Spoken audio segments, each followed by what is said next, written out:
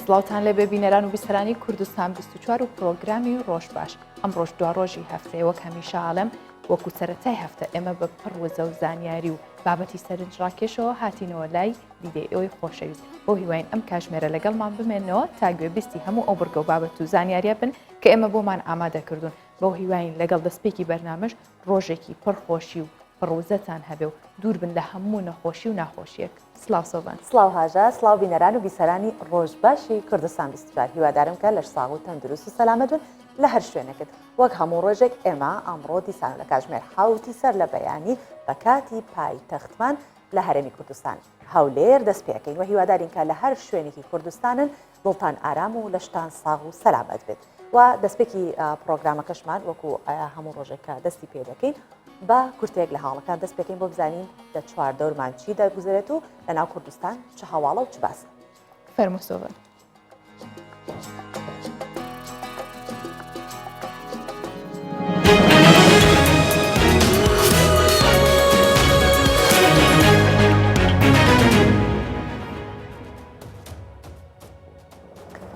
شازدە کەسی دیکە لە هەرێمی کوردستان بە کۆرۆنا گیانیان لەدەستا و 166 کەسی دیکەش تووشی ڤایرۆسەکە بوون. وەزارەتی تەندروستی حکوومەتی هەرێمی کوردستان ڕایگەاند 16 کەسی دیکەی لە هەرێمی کوردستان بە ڤایرۆسی کۆرۆنا گیانیان لەدەستا کە 5 لە پارێزگای هەولێر بوو و 11 لە پارێزگای سلێمانی. هاوکات 166 کەسی دیکەش تووشی ڤایرۆسەکە بوون. لە 29 کەسیش لە هەولێر و 124 توشبوش لە پارێزگای سلێمانی و 12 کەسیش لە پارێزگای هەڵەبجە و حاڵەتێکی دیکەش لە پارێزگای دهۆک تۆمار کراوە. هەروەها 23 توشبوو دیکەی کۆرۆناش چاک بوونەوە.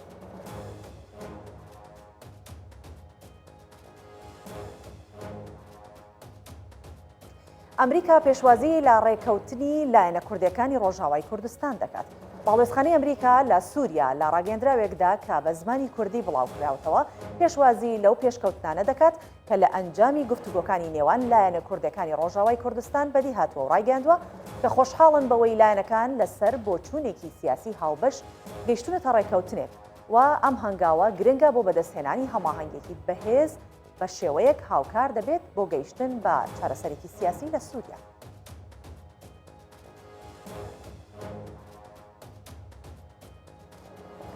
ناتۆ هاوکاری ئەمنی و تەندروستی زیاتر پێشکەش بە عێراق دەکات. یەنس ستۆڵتنبەرگ سکرتەری گشتی ڕێکخراوی ناتۆ لە دوای کۆبوونەوەی وەزیرانی بەرگری وڵاتانی ئەندامی ڕێکخراوەکە لە ڕێگای ڤیدیۆ کۆنفرانسەوە ئاشکرای کرد کە ڕێکەوتن لەسەر ئەوەی کە هاوکاری زیاتری عێراق و کابینەی نوێی مستەفا کازمی بکەن و لە ڕێگای تەلەفۆنیشەوە قسەیان لەگەڵ کازمی کردووە. ستۆڵتنبەرگ ئاشکراشی کردووە کە هاوکاریەکان خۆیان لە بوارەکانی ئەمنی و تەندروستیدا دەبیننەوە بۆەوەی دڵنیا ببنەوە جارێکی دیکە هەڕەشەی داعش لە عێراق سەرهەڵ ناداتەوە. بە موشک هێرش کرایە سەر ناوچەی سەوزی بەغدا. سەرچاوێکی ئەمنی لە بەغدا ڕایگەاند لە ڕێگەی 4 موشکی کاتێشاوە هێرشکراوەتە سەر ناوچەی سەوز کە باڵێزخانی ئەمریکای لێو تا ئێستا ژدیانەکان نەزانراون. سەکۆی هەڵدانی موشەکەکانیش لە نزیک سەربازگەی ڕەشید و لە ڕەشیدەوە بووە. ئەمەش پێنجەم هێرشی موشکیە لە ماوەی 10 ڕۆژی ڕابردوودا ڕوویدا بێت.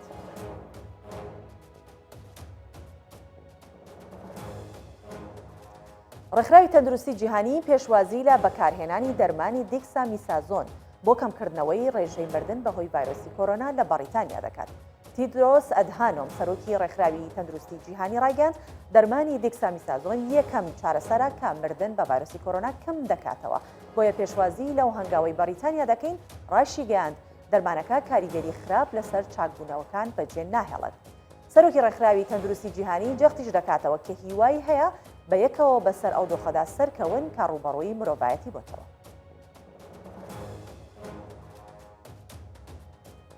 کۆتاییمان با کورتەی هەواڵەکانی هێنا و دەچینە ناو پرۆگرام.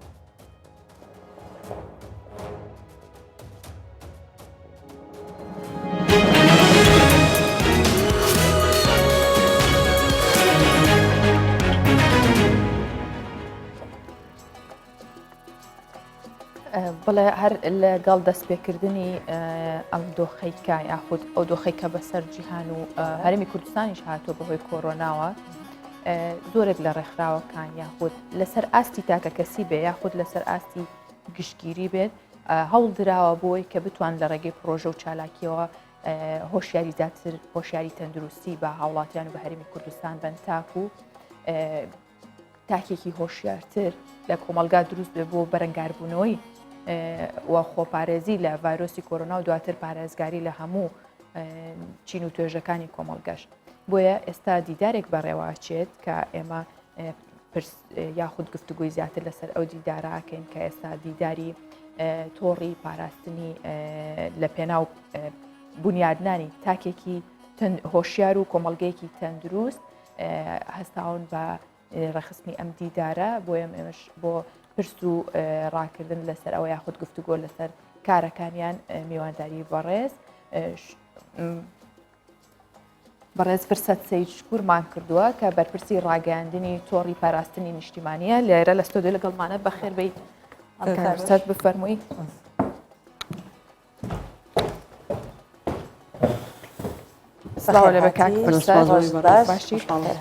من نەمویست زانیاری زیاتر لەسەر کاتی دەستپێکردن و شێوازەکەی ئەوە بڵێم بەجێمان هێش بۆ خۆت پێمان بڵێ سەرەتاکەی دەستپێکە و چۆنە بێت ینی تاکەی بەردەوامە بن. بەڵێ سپاسانەکەم سپاس بۆ کوردستان 24 ئینشاءڵڵا هەموو لە دوور بن لە ڤایرۆسی کۆرۆنا. سەرەتا من ناوم فرسەتە بەرپرسی ڕاگەیاندنی و پەیوەندەکانی تۆڕی پاراستنی نیشتیمان و هاوکاتتە بێژی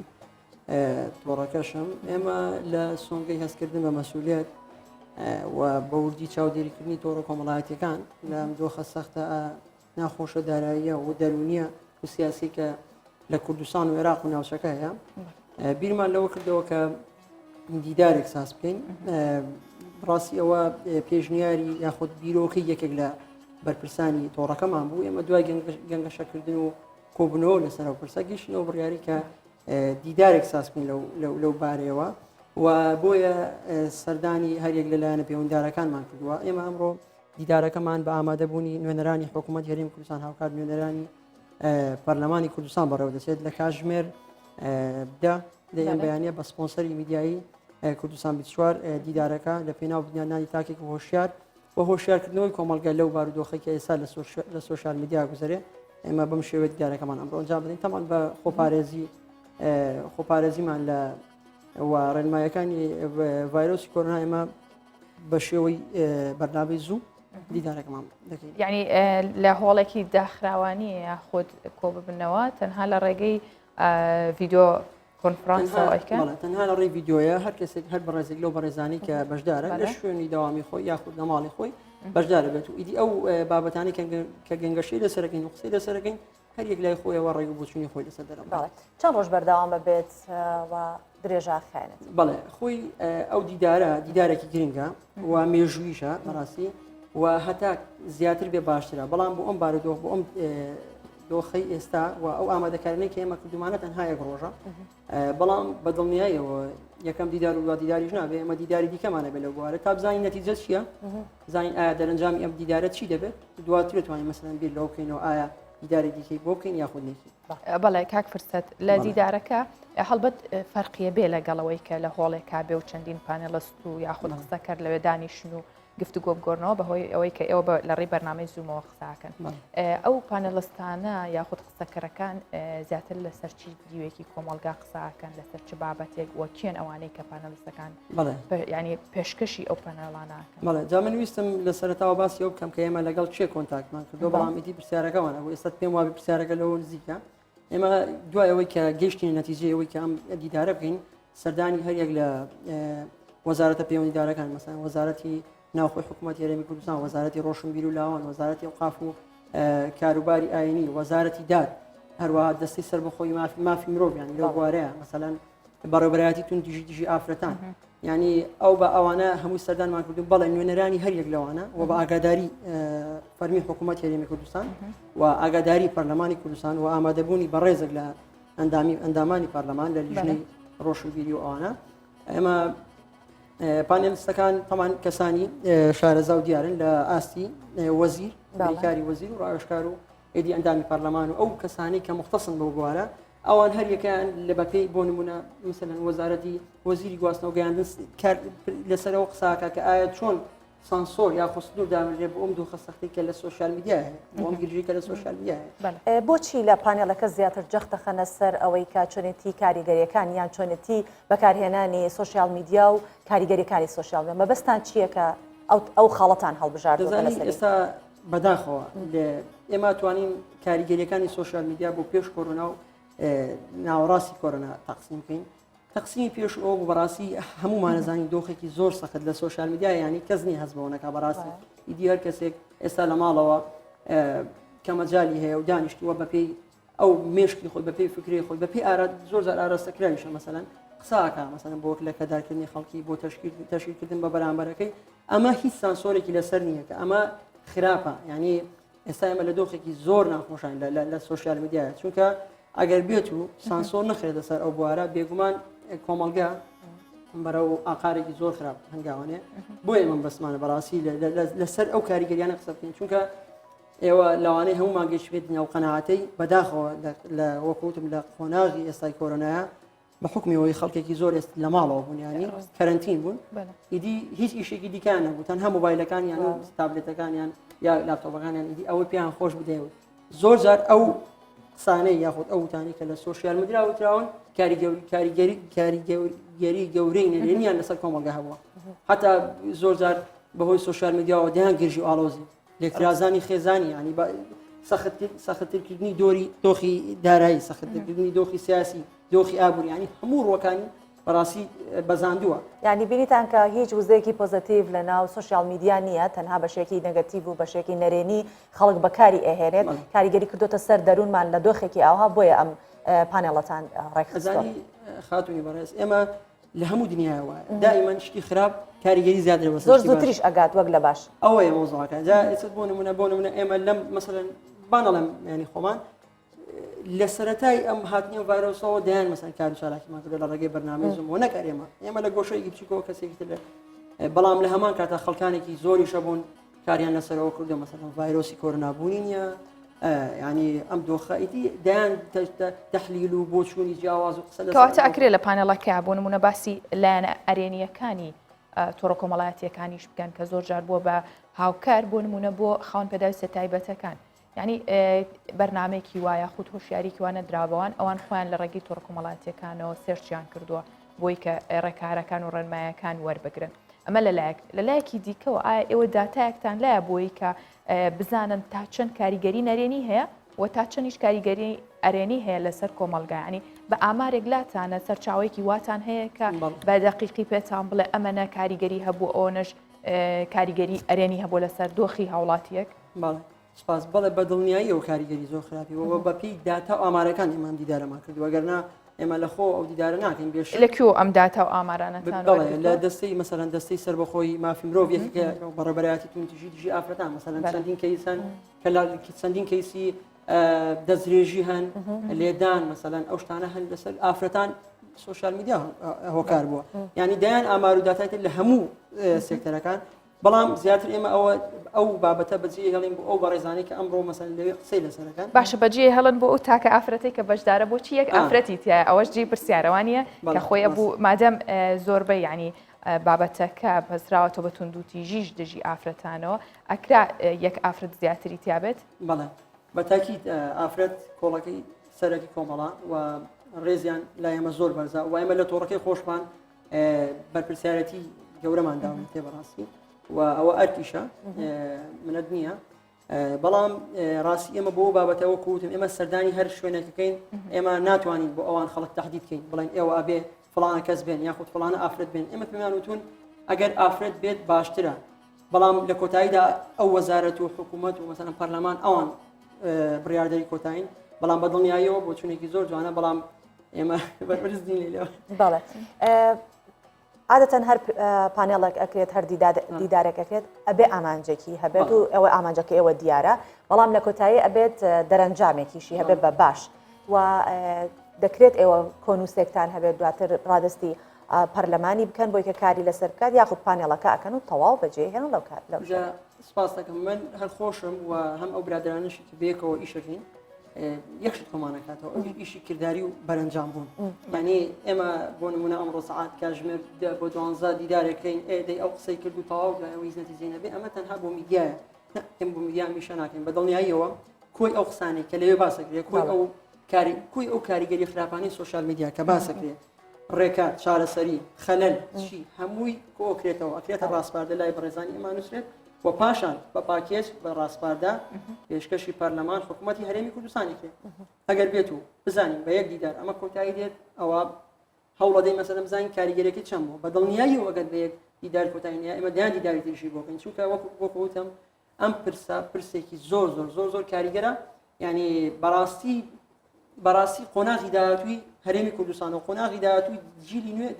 دیاری دەکات. بەڵێ ئێمە زۆر سپاس دەکەین و هیوادارین کە جارێکی تر میوانداری جەنابەت بکەینەوە ئەو کاتە ئەمانەی کە لە پانێڵەکە وتراوە باس کراوە ببێتە پرۆژە بڕیار و لە پەرلەمان و حکوومەتیش جێبەجێ کردبێت و لە ژینگەیەکی ئارامی دەرونیا بژین بەهۆی ئەوەی کە هەندێک سانسۆر هەبێت یا هەندێک ڕێگری هەبێت لە ڕووی زیادەڕۆیی لە بەکارهێنانی هەواڵی نادروست لە تۆڕە کۆمەڵایەتەکان و سپاس دەکەین کە ئەمڕۆ میوانی ئێمە بوویت و وەڵامی پرسیارەکانی بدایەوە. زۆر سپاس بۆ بەڕێستان بەدوای سەرکەوتن و تەندروستی باشتر. سپاس بۆ بەڕێستان. بڵێ ئەوەی بینیمان و بیستمان هەر دیدارەکە لەگەڵ ئەوەی کە لەم دۆخەیە ئەیگونجێنن بۆ ئەوی بدان تا چەند ئێستا توندوتیژی هەیە یاخود کاریگەری کۆرۆنا چەندێک پەیوەندی بەسەر ژیانی کۆمەڵاتی خەڵکەوە هەبووە بەڵام دیوێکی دیکەشی هەیە کە ئێمە لە بیری نەکەین ڕاستە لە جیهان زۆرتر باسی پێشەلکاریەکرێ بەڵام دیوێکی دیکەی هەیە کە ڕێژەی هاوسەرگیری و جیاببوونەوە لە دهۆک ڕێژەی ینی نزیکەی لە 160 کەمی کردووە کە پارێزەرێک هۆکارەکەی بۆ گرتنەبەری ڕێکارەکانی خۆپاراستن لە ڤایرۆسی کۆرۆنا و کەرەنتین و مانەوە لە ماڵەوە ئەگەڕێنێتەوە و ئاماژە بەوە شەکات مانەوە لە ماڵەوە بۆ چوونی زۆر کەسی لەبارەی پرۆسی هاوسەرگیری و جیاببوونەوە گۆڕیوە هەرچەندە لە جیهان باسێواکرێت کە مانەوە لە ماڵەوە بووە هۆی توندوتیژی بە تایبەت بەرامبەر ئافرەتان لە وڵاتی چینیش بە هەمان شێوە بوو سەرەتاکان هەموو ئەو کەیسانەی کە بۆ جیاببوونەوە بوون ڕاگیرابوون و کۆمەڵە کێشەکان زۆر زیادی کردو بە شێوەی ئۆنلاین خەڵک داوای ئەوەیە کرد کە جیا ببنەوە و بەردۆخی کۆرۆنا وای کردبوو زیاتر مانەوە لە ماڵ لەگەڵیەکە ئەو بازدۆخی دروست کرد بابزانانی لە کوردستانی خۆمان چی دەگوزارێت بە تایبەتی لە دهۆک لەو بارەیەوە. ئیساڵ لە هەمبەر ساڵên بوری ساڵایك شوون بۆ ji ber ku hemû kesan hîvî umêd ji bo îsal hebûn û dixwast salek bît ji bo hêviyên wan. Hemû gencên heza pêkînana hevjîniyê heye û ew gencên jiyana hevjîniyê pêkîna û jiyana wan ya nexweş bît maf heye jêk cuda bin. Lê îsal rêjeya van her du keysa û gelek keysê dî li vê dadgehê kêm bûyne. نسبة أفكيسات تهنا تومور كرن طبعا أكيدش مقارنة قال صلابوري كيم ترن أو جي أجر زبران بو هندك وفي فترة دوامنا بونو منع تجول بو محكمنا بو خلقك ذوقنا بو بلكي بفكرة زواج يكي جهابة يون طلاقك أبي الزواج هي أكيد يعني خو انتظار هندي بونا في وضع برف بوشي بجتن أبد في موضوع الطلاق ما بينه وقالك مراجعة نفسه خكرة قالك بيك هاتن Lê rêveberiya tundûtîjiya xêzaniya duhokê rêjeya skalan îsal gelek kêm bûye ku di bar saldata vî demî 1032 skala hatbûne tûmarkirin.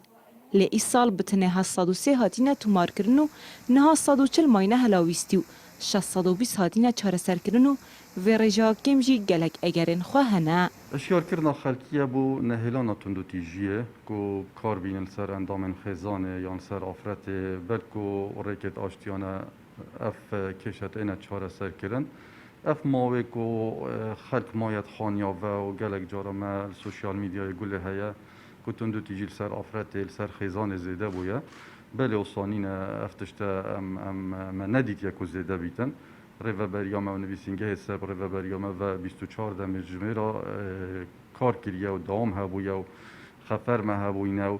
evê muşkîle hebûyne ji berî nîke muşkîlê wa berî wê fetrê bez vê fetrê da careka dînî bûne ve muşkîle herê heyîn em nabêjin pêk carî nemayîne belê kêmtir lê hatîne zor. Di şeşmehên destpêkiyên parsalda 5295 marabrîn li dadgeha duhokê hatbûne tûmarkirin û beramber 735 haletên berdanê. لی ایسال لگورجی درکی لدادگاه دوگه فجماره 5 بو 6 ساده کم بویو. اوه اکیشی جبو ویروس کرونا و کاریگری آوید زفرید. رژین احمد، کردستان 24 دهوک. بەڵێ سەبارەت هەر بەم راپۆرتە دەمانوێت زانیاری زیاترمان دەست بکەوێت هەر بۆیە میوانێکمان لە ستۆدیۆی دهۆک بانگێش کردووە کە ئێمە و ئێوەی بیسەر و بینەر کۆمەڵێک ئێمە پرسیارمان هەیە کە پەیوەندی بە ئێوەی بیسەر و بینەر هەیە بۆیە میوانداری زۆر بەڕێز شیمال بورهانمان کردووە کە پارێزەرە لە دادگای دهۆک کاک شیمال بەیانیت باش و هیوادارم کە تەندروست و سەلامەت بی بە یەکەم پرسیارم ئاوا دەست پێ یەکەم کە وایە کە کۆرۆنا کۆمەڵێ کار و چالاکی ڕۆژانەی لە ئێمە داگیر کردووە ناتوانین ئەو کار و چالاکیان ئەنجام بدەین بەڵام لەگەڵ ئەوەشە یەکێک لە هەرە خەڵک گرنگەکانی ژیان کە خەڵک هاوسەرگیری بە درێژایی ساڵ پرۆسی هاوسەرگیری بەڕێوە ئەچوو پرۆسی جیابوونەوە بەڕێوە ئەچوو بەڵام ئێستا ئەوانە کەم بۆتەوە لە دهۆکیش بە تایبەتی پێمان بڵێ کە هۆکارەکەی بۆ چی ئەگەڕێتەوە لەوە چێ بزانین هاوسەرگیری پێویستی بە قەرەباڵخی و حەفلە گێڕان و ئاهانگێڕانە بەڵام حاڵەتی جیابوونەوەکان زۆریش کەمی کردووە ئەمەیان بۆ چێگەڕێتەوە بەگشتی جاوان بێتەوە بله سپیداتا و سپیدا همی بینرین کردستان 24 باش وەکو یا دیار پشتی بەڵاوبوونا ڤایرۆسی کۆرۆنا جیهانê mixabinî ve herêma Kurdistanê jî ku toj bûye bûye egerekê serekî ku bervê çendê çend biryar hatine derkirin şilaya Wezareta Navxwe ve ew jî ku biryara qedexa hatine çûnê bûye bûye egerê wê çendê dewama fermî şêweyekê durist neyê te rêve birin lewra rêkek nebûye ku xelek qesta dadgehê biketin ev mara birîne rêve biçît ev egerekê serekî bûye her wisa egerê duwê jî ez xwe vegerîme wê çendê bar û doxê xelkê aborî niha astekê xirab daye nebûna mûçey nedana mûçey demê xwe dirist da nebûna delîvên karî bû xelkî ev jî egerekê serekî bûye ku hawsergirî kêm bîteve بەڵێ کاک شیمال پێشبینیە کرێ لە ڕوانگەی کەمبوونەوەی ئەو جیابوونەوەی کە ئێستا هەیە کە ڕێژەکەی باشە لە سەدا 60 و خۆشتان نەزانن ئاماژەتان پێ کردووە ینی کەمی کردووە پێشبینیە کرێ دوای چاکبوونەوەی ئەم دۆخە لە ڕوانگەی ئەو هاوسەرگیری زیابێت بله گمان تێدانینە ئەگەر بەرێ خودینە ساڵێت بوریدا ئامارێ ساڵێت بوریدا پار ساڵ دادگەها تێهەلچوونە دهۆکێک و دادگەهێ دەور و بەرێ دهۆکێ بە هەمیە نزیکە 11,081 گیرەبەستێت مارە برینێ هات بوونە درستکردن لێ ئەف ساڵە گۆرەی زانیاریەت وەرگرتنش فەرمانبەرێت دادگەها بارێ کەساتیل دهۆکێ هەتا دوهیک و کێتەمان هەفتەی vê mangê 1138 girêbest bê hîç girêftek hatîne birêve birin û temam kirin. بەڵێ her wiha heker hat û jiyana xelkê heker hat û jiyana xelkê asayî bû wekî berêve ez wê bawerê me ku zêdetir lêbêtin şêweyekê berçav. بەڵێ کاک شیمال دەکرێت ئەم دۆخە ببێتە پێوەرێکی سەرەکی بۆ جیابوونەوە و بۆ هاوسەرگیریکردن چونکە دۆخەکە دەزانین بە چ دۆخەکە تێپەڕی ئەمە پێوەری سەرەکیە نەخێر دیتنا من ئەگەر هەر دەمێکێ بار و دۆخێ ژیانە خەلکێ ئاسایی نەبیتەبە چش barê çi layê civakî vebît yan yê siyasî vebîtin yan her buwarekê dîbîtin hiç reqemek hiç datek nabîte pîver û delîl ser vê çendê ev e heker em zifrîne amarêt berî sê 4 sal e di berê xwedê 2017 û 2018 û 2019 yani ew ji marê berdestê me gelek ji êkudû cudanînin yani teqrîben nêzîkiyêkin gelek بەڵێ لەسەر ئەو ڕێژەیە هۆکارەکەی زیاتر بۆ چیە گەڕێنەوە ینی هۆکاری سەرەکی ئەو ڕێژەی جیابوونەوە یاخود کە هەیە ئایا زۆرە یاخود کەمە چییە؟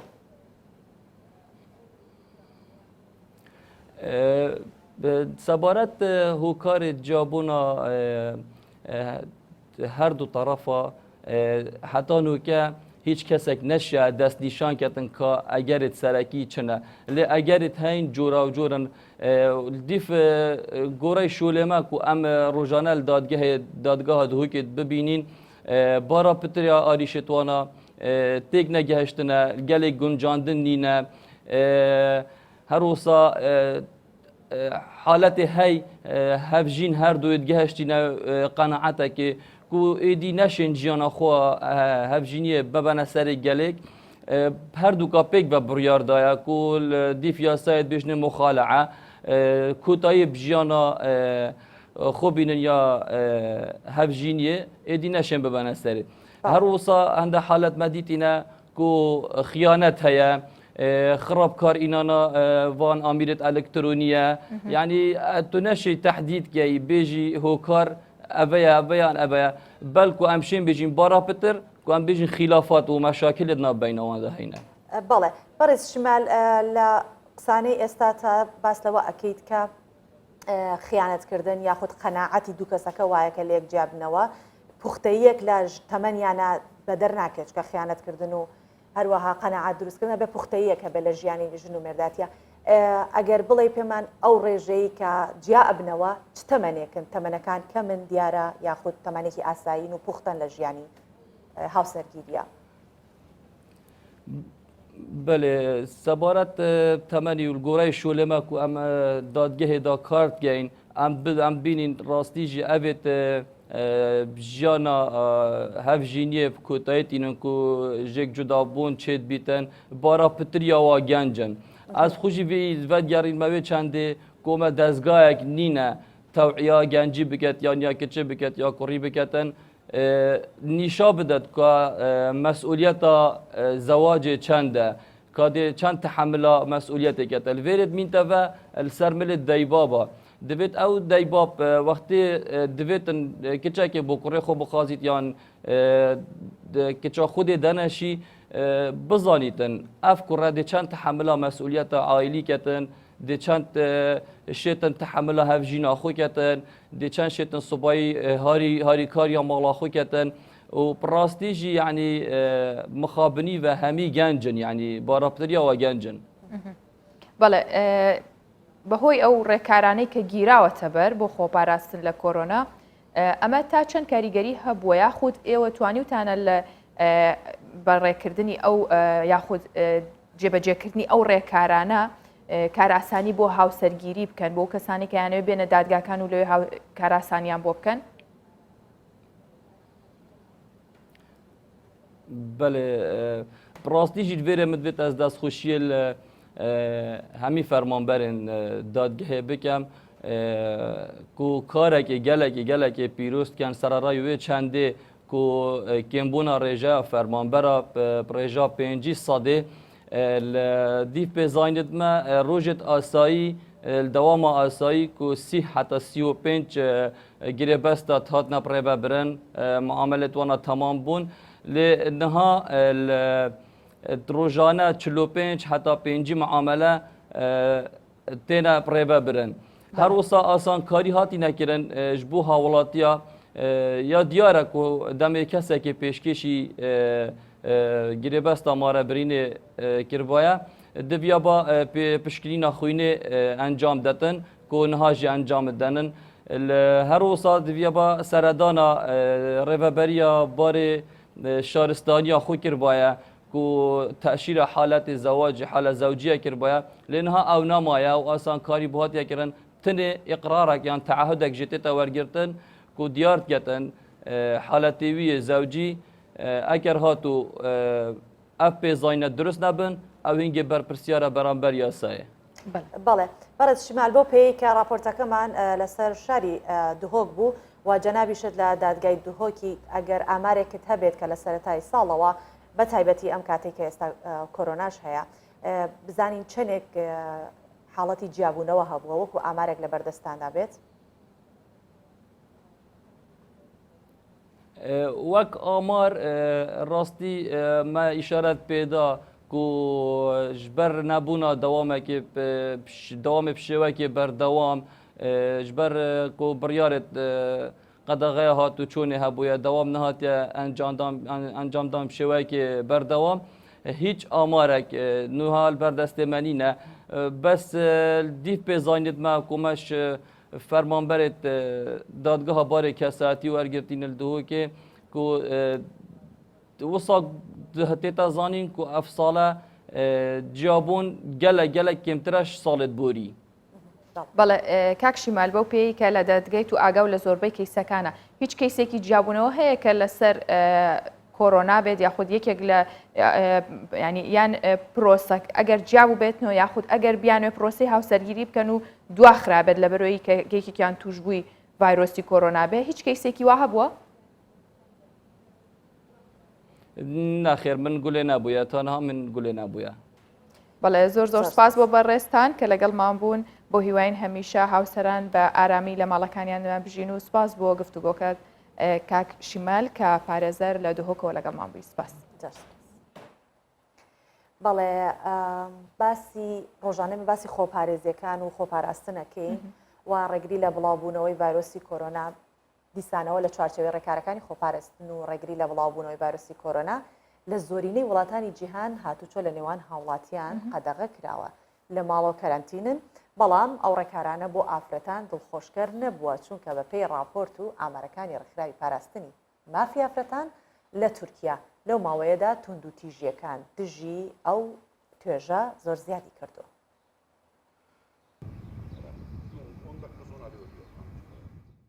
Li tevahiya cîhanê ji ber şert û mercên vîrusa Koronayê ev demeke dirêj e derketina kûçe û kolanan emnî nîne. Ji ber vê yekê jî li cihên cûr becûr ji cîhanê qedexeyên derketina kûçe û kolanan têne ragihandin. Lê belê mixabin di ev proseyê de ji bo beşek ji jinan mayîna di mal de ji derketina kûçe û kolanan xetertir e. Raportên saziyên mafên jinan dibêjin ku bi tenê li Tirkiyê di nav mehekê de bûyerên tundutûjiya li hemberî jinê ji sedî 55 zêde bûyne. Aktivîstê mafê jinan Berrin Sönmez dibêje ev rêjeye bi tenê bûyerên ku em dikarin bibînin nîşan dide. Ve ama şunu da söylemek lazım yani Li gorî raportên Wezareta Karên Navxweyî tundutûjiya li hemberî jinê di sala 2020 de kêm bûye. Lê belê ew bi tenê bûyerên kuştinê tomar dikin. Li aliyê din jî wezaret dibêje sala borî îxbarên bûyerên tundutûjiyê din sê mehîn ewil de 94,000 bûn. Îsal bûne 157,000. Bi wî awayî xeletiya xwe eşkere kirin.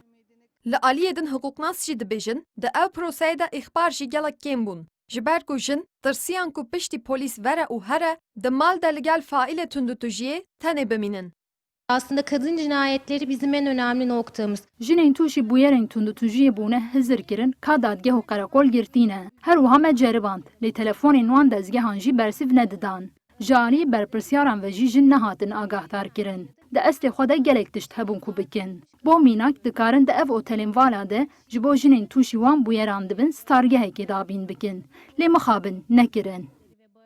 Di çarçoveya lêkolînên nû yên bûyerên tundutûjiya li hemberî jinan de ji aliyê neteveyên yekbûyî ve mal vek yek ji cihên herî xeter ji bo jinan hatiye ragihandin. Ji sedî heştê bûyerên tundutûjiyê di mal derû didin. Ev yeke jî nîşan dide ku hewceya bi yasayên bihêz ji bo jinên tûşî wan bûyeran dibin şert û mercên evle verin dabînkirin. Nalîn Dirî, Kurdistan 24, Ankara. بەڵێ ڕێکارەکانی خۆپاراستن لە کۆرۆنا لە ناویدا داخستنی سەرتاشخانەکان یەکێک بولەوانە زۆر کەسی لە ماڵەوە کرد بە سەرتاش بە تایبەت سەرتاشینی پیاوان لەلایەن خێزانەکانیانەوە. سۆڤان ینی هیچ شتێکی وا کردووە؟ نا ئەوە هەبوو کە لە ئەیزانی ئەگەر ینی شتێکی وا بوو دەزانمەوە تهدیدی پشتەمل و ئەوانە ژنان عادەتەن زۆر بەسەلێقەن لە ئیشکردن و شتا ئەترسم مۆدل لە قژی مێردەکانیشیانە بەکاربێنن. ئەم باردۆخی کۆرۆنا وای کرد بەڵام باشەکەی لەوەیە بوو لە کوردستانە هەرچەند ئەو ماوەی مانگە نەبوو بەس دواتر سەرتاشەکان بۆیان هەبوو کە لە شوێنێکە هاتنیا بۆ ماڵەوە ئەوە نەبوو لە شوێنێک خەڵک کۆ نەبێتەوە. ئەو ئێمە تووشی و حاڵەتەن بەزەگە توش بوویان سەری جەماعەتم سەقەت کردبوو حتما. بۆیە هاوڵاتیانی بەریتانیا لە ماڵەوە بە شێوەی ئۆنلاین لەگەڵ سەرتاشەکانیان لە پەیوەندی ئابن بۆ ئەوەی شێواز و هونەرەکانی سەرتاشینیان پێ بڵێن و خۆیان کارەکە بکەن یاخود خێزانەکان بۆیان ئەنجام بە. لە دوای داخستنی سەرتاشخانە و ئارایشگاکان بۆ نزیکەی 3 مانگ بە بڕیاری حکوومەت هاوڵاتیانی بەریتانیا لە ڕێگەی ئاسانکاریەکانی تەکنەلۆجیا هەروەک چۆن زۆربەی کارەکانی دیکە بە شێوەی ئۆنلاین بەڕێوە دەچێت بە شێوەیەکی سەرنجڕاکێشیش سەرتاشەکان بە ڕێنمایی پێدان لە پشتی شاشەی مۆبایلەکانیانەوە کاری سەرتاشین بۆ ئەو هاوڵاتیانە دەکەن کە لە دۆخی ئاسایی سەردانی سەرتاشخانەیان دەکرد. هاوڵاتیان لە ڕێگەی ئینتەرنێتەوە داوای پێدانی کات دەکەن و سرە دەگرن بۆ ئەوەی بە ئۆنلاین لە ماڵەوە سەرتاشین بە ڕێنمایی وەرگرتن لە سەرتاشەکان ئەنجام بدەن. سەرتاشی تایبەت لە ماوەی 20 خولەک بە خێزان یان هاوڕێ یان خوشک یان دایک یان هەر کەسێکی دیکە شێوازی گرتنی مەقەست یان مەکینەی سەرتاشین فێر دەکات و هەنگاو بە هەنگاو بە شێوەی پراکتیکی داوای لێ دەکات کە قژەکەی چۆن ڕێک بخات و بیتاشێت. ڕۆژانە خەڵکێکی زۆر پەیوەندیم پێوە دەکەن بۆ ئەوەی بە شێوە ڕێنمایی پێدان سەر و سیمەیان ڕێک بخەنەوە. حەزەکەم ئەوەش بڵێم کە ئەم کارە ئەوەندە ئاسان نییە چونکە پێویستی بە ئامێری تایبەتی خۆ هەیە و هوەری ئەنجامدانی سەرتاشینە بەڵام بۆ ئەم دۆخە گونجاوتر و باشترە بۆیە بیرمان کردەوە کە بەم شێوەیە دەتوانین یارمەتی هاوڵاتیانمان بدەین.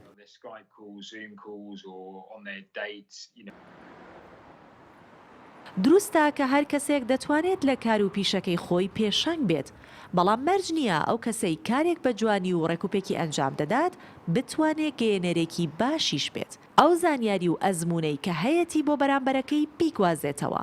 بۆیە بەم شێوە نوێیە لە سەرتاشین لەوە دەچێت سەرتاشێکی نایابوو بە ئەزمون بێت بەڵام هوەری گواستنەوە یان گەیاندنی فێرکردنی لاواز بێت و سەری مشتریەکەی بەو شێوەیە سەرتاشینی بۆ نەکرێت وەک خۆی بۆی ئەنجام دەدات و هوەرەکەی لە دەستەکانی بێت نەک لە زمانی. ئەزانی هاژاوانێک ئێستا خەڵکێکی دیکەها بە پێ ڕێنمایی سەرتاشینیان بکرد دڵنیا باوە من ئەیبیرما تەسەورەکەم لە دوای ئەوەی هەموویەک ڕقم یەک و ڕقم دویان لێدا هەربنی ئەوانەی هەتا زۆرێکیش ینی بینیمان لەم کاتەیە قژیان بە تایبەت پیاوان و کوڕەکان دەرەجەیەک بوو تەسەورەکەم ئەو مەسەلیان بەسەر هاتبێت یان ویستیان خۆیان هەوڵ بن و سەقەتیان کردیان ویستیانە ئێستا کورتیکەنەوە بۆی تا ماوەیەکی زۆر بەس کوڕەکانی ئێمە شتێکی تریشیان ئەکرد هەرکە قەدەغی هاتوچۆ بۆ چەند کاتژمێرە هەڵەگیرا ڕێک ئەچوون ڕقمیەکیان لەیە بۆی کە ئەو فترەیە قژیان زۆر بەکەمی بێتەوە ئەو فێڵەشیان پێیان کردن ئەوە ژوای ئەگەر سەقەت نەبوو بێ ئەوەیانە حتمما توشبانی کۆرۆنا زۆر جار بە پێ یاخود بە گوێرەی جۆری خوێنەکەیان مەترسی کۆرۆنا لەسەریان دەرەکەوێت کە ینی لە راپۆرتێکی پێگەی پێپڵ بڵاو کراوەتەوە بە پێی لێکۆڵینەوەیەک بەشێک لە مرۆڤەکان مەترسی توشبوون بە کۆرۆنایان لەسەر زیاترە و ژمارەیەک لە توشبوانیش کاریگەری کۆرۆنا و بەراورد بە ئەوانی دیکەیان لەسەر زیاترە ئەوەش بە پێی جۆری خوێنی مرۆڤەکان گۆڕانکاری بە سەرایەت یاخود دەستنیشان کراوە. بەڵێ ئەمە شوای کردووە کە شارەزایان و توێژەران ئاماژە بۆ بکەن ئەوانەی تووشی کۆرۆنا بوونا گروپی خوێنیان ئەیە بەراورد بە هەڵگرانی جۆری دیکەی خوێن کە بە ڕێژەی لە 150 پێویستیان بە ئامێری هەناسەدان دەبێت. ڕەشیان گەیاندووە کە ئەو توشبوانەی جۆری خوێنیان ئەیە و مەترسی کۆرۆنایان لەسەر زیاترەوە تووشی تەنگە نەفەسی دەبێت.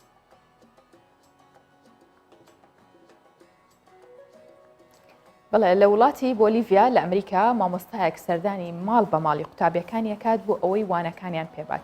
هەنگاوی ئەو مامۆستایە دوای ئەوە دێت کە بەهۆی بڵاوبوونەوەی ڤایرۆسی کۆرۆنا ڕێکارەکانی خۆپاراستن لەو پەتە دەرگای قوتابخانەکانی لە وڵاتەکە داخستووە. باو و باپیر دگوتن لە دوو زانستێ بچە لە هەر دەڤەرەکێ وڵاتەکی بە لێ بەلاوبوونا ڤایرۆسی کۆرۆنا هێلا بەرۆڤاژیڤێ گوتنێ هەبە. ویلفرێدۆ مامۆستەیەکە لە گوندێن بۆلیڤیا بە بسکلێتێ خۆ دەچە با خوێندەکاران وان فێر دەکە پشتی کو دبستان بەسە دەما پەتای هاتن گرتن.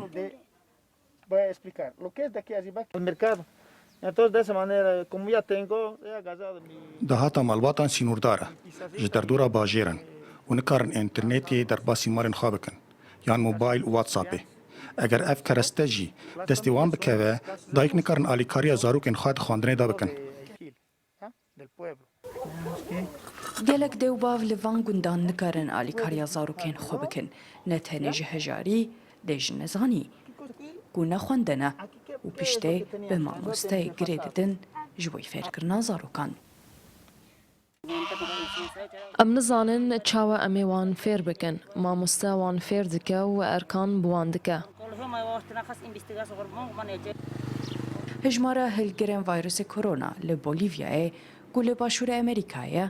nêzîkî 20,000 dibe di dema ku 632 kes can ji dest dane. Îvan Umar, Kurdistan 24. بەکارهێنانی دەمامک بۆ خۆپاراستن لە ڤایرۆسی کۆرۆنا بۆتە پێویستیەکی سەرەکی تەنانەت باشترین ڕێگەی خۆپارێزیش هەژمارەکرێت و چەند ڕێگەیەکی سادە و ئاسانیش هەن بۆ دروستکردنی دەمامک لە سەرەتا پارچە قوماشێک و لاستیکێک کە دەبێت درێژەکەی 18 سانتیمەتر بێت بەڵام پێش بەکارهێنانی دەبێت قوماشەکە لە 60 پلەی سەدیدا بشۆردرێت. و دواتریش دوو پارچە قوماشی بە درێژی 20 سانتیمەتر و پانیەکەی 27 سانتیمەتر ببڕە پاشان هەردوو پارچە قوماشەکە بخەرە سەریەک و ئەو لای کە درێژە نیو سانتیمەتر بنوشتێنەرەوە بەیەکەوە بیان لکێنە دوای ئەوە ئەو بەشەی کە ماوەتەوە ینی کورتە سانتیمەتر و نیوێک بێت دواتر قوماشەکە و لاستیکەکە بەیەکەوە گرێبە و چەند جارێک تاقی بکەنەوە. ئەنی ئەو کاتە خۆت مرتاحترێر خۆشیشە نازانم کاری دەستی خۆت زۆر نرخی زیاترە ئەتوانی کە خۆت دروستیەکەی بەردەوام زیاتر خۆشە بێت و بەکاری بێنیت و وەک لەوەی کە لە دەریشەوە بە هەم لە ڕووی ئابوووریەوە سوودی هەیە هەم لە ڕووی ئەوەی کە خۆت ئەزانی چەند پاکە و خۆت دروستەکرد. بەڵام بە یەک جاریش نەدەستی لێ هەڵگرن یەکەم جار هەڵا دەرچوویان باش دەرنەچوو سەقەت بوو چونکە هەموو شتێک بە ئەزمونە چەند لەوە هەندێک بە تایبەتی قوماش بڕین لەوە چەند قوماشێک خراپکەی بەڵام دواتر بتوانانی دروستیکەیت و لە ماڵشە زۆربەی زۆر جلوبەرگمان هەیە کە جارێک لەبەرمان کردویان تر بە کەڵک نایە بچووک بۆتەوە ئەتوانین لەسەر ئەوانە وەکو ئۆلگویەکیان بردەیەک بەکاری بهێنیت و ئەو دەمامەکانە دروستی کرد دواتر بڵێ من بۆ خۆم دەمامەکەکەم دروست کردو دڵنیام لەگەڵ جلەکانی شەبی گونجێن لەگەڵ ئاوە زۆر مهمە. کێڵگەکانی گوڵی سروشتی لە بەلجیکا بوونەتە سەرچاوەیەکی سەرەکی زیندەوەرەکان و هاوکات سەرچاوەیەکی سەرەکی بژێوی ژیانی چەندین کەسیشن. لەگەڵ ئەوەشا گوڵەکان سروشتین و هاوسەنگیان لە نێوان سروشت و زیندەوەرەکان ڕاگرتووە. جیاواز لە هەموو ئەوانش دیمەنێکی دەگمەن و دیوێکی سەرنجڕاکێشی بە ناوچەکە بەخشیوە و هەروەها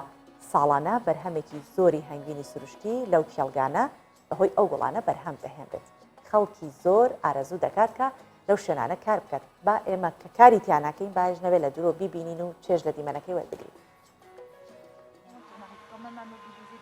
گوڵەکانی ڕۆژ و گوڵاڵە سوورە ئاوێتەی زیندەوەرە بچووک و گژوگیاکان بوونەتە تابلۆیەکی کێشراوی بێستانی باسکاڵی مالیلۆی ناوەندی شاری برۆکسل. شنەبایەکی ئارام گوڵەکانی کردوتە ماڵی مێشهەنگەکان کە تینوێتی لە توی گوڵەکان دەشکێنن بۆ پیتاندن. ئەم شێوە بەهشتیە بە جۆرێکی بایۆلۆژی داڕێژراوە بۆتە ئامانجی چالاکوانێکی بازرگانی لە پایتەختی بەلجیکا کە ئەو جۆرە لە ڕووەکە سروشتیەکان لە ناوپانتایی ئەو زەویە گەورەیە بێتە ناوچەیەک بۆ بەرهەمهێنانی کشتتوکاڵی. لە ڕۆژە هەتاوەکانی مانگی شەشدا گوڵەکان ئامادە دەبن بۆ ئەو مێر و مێشەنگانەی دەیکەنە گەنجینەی هەڵمژینی شیلە بەر لەوەی هیچ کەس لە جوتیاران و کرێکاران بە گرنگیدان و بەخێوکردن ئامادەیان بکەن. لە بەلجیکا، فەڕەنسا و بەریتانیا گوڵاڵی ئەم گوڵاڵانە لە دەنگکۆڵە هەڵاڵەکانەوە لە ڕێگەی مێرو و مێشەنگەکانەوە دەگوێزرێنەوە.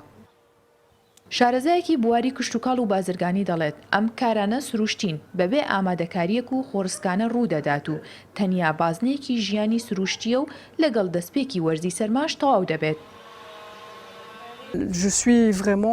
گوڵەکان لەم وەرزەدا دەڕوێن بە بێدەستکاری مرۆڤ کاتێکی دیاریکراوی نییە و ئەوەی کاری دەستی ئێمە بێت دەتوانین تەنیا چەند خانی و پلاستێکی دروستکەین تا لە گەرمای ئەم وەرزە بیان پارێزین تاوەکو بەرگەی چەند مانگێکی دیکەش بگرن لە بەلجیکا.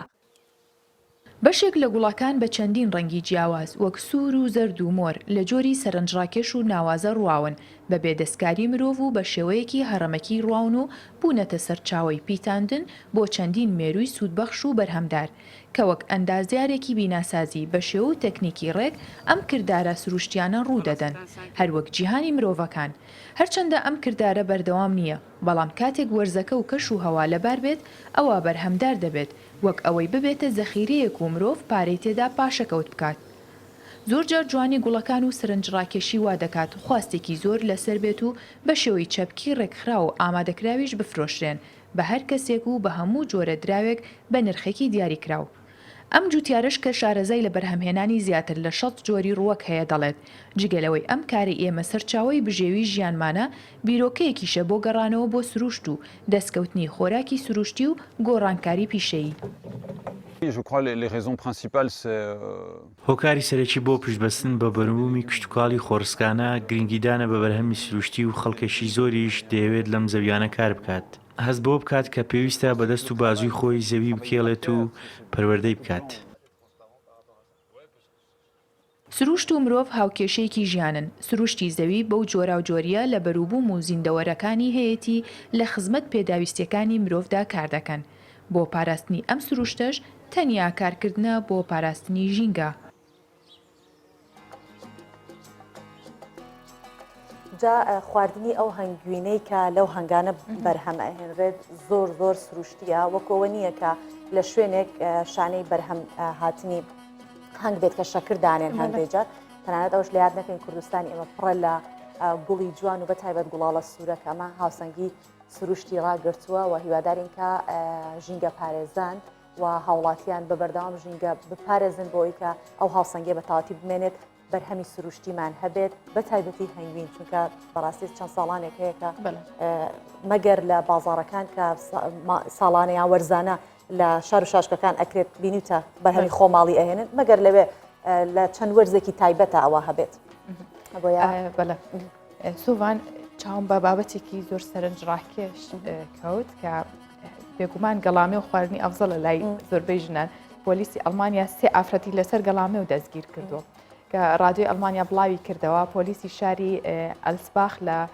هەرێمی هێستین 3 ئافرەتیان لە کاتی لێکردنەوەی و کۆکردنەوە گەڵای مێو لە ناو ڕەزێکی ترێ دەستگیر کرد بەپێی خەمڵاندنەکانی بەهای ئەو گەڵامێوە 3 ئافرەتەکە لێیان کردوتەوە $1000 بای $1000 گەڵامێ و لێ بکەیت دوای لێکۆڵینەوەکانی پۆلیس دەرکەوتووە ئەو 3 ئافرەتە گەڵای مێوەکانیان بۆ ئامادەکردنی خواردنێکی ڕۆژهەڵاتی لێکردوتەوە ئەکید یاپراخە کە بە یاپراخ ناسراوە بۆیە پۆلیسی ئەڵمانیا ئاماژەی بەوە کردو ئەوە یەکەم جار نییە پەنابەران لە کاتی لێکردنەوەی گەڵامێوەکان دەستگیرەکرێن پێشتر حاڵەتی لەو شێوەیە هەبووە هاوکات هۆشداریش دراوە بە هاوڵاتیان کە بە هیچ شێوەی گەڵای مێوەکان لێ نەکەنەوە چونکە مێوەکان بۆ گەشەکردن و بەرهەمەکانیان پێویستیان بە گەڵاکانە تا ئێستاش دیار نییە سزای ئەو 3 ئافرەتە چیە بێت هەژە زانی بۆچی ئەوان ئەو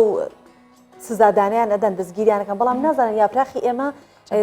زۆرە هەر ئەبێ مەجبورە بای ئەوەنە گەڵامێ ئێمە مەجاڵێکی بچوک لێنان ئەوان لە چاو خوانەوە بینن ئەچنە بازار 1 سێوەکردن 1 پرتەقاڵەکردن ئەمە وایە تۆتیان ئەمە 2 گەڵا بێ لێ بکەنەوە وەرە 3 دۆڵمەی ئێمە کەنەوە یاپراخی ئێمە بین بزان چ بەڵام لەوانێت ئەگەر سوڤان سزاکەی ئەگەر ئەوە بێ بڵێنی تر بۆتانی قەت یاپراخ دروست بکەن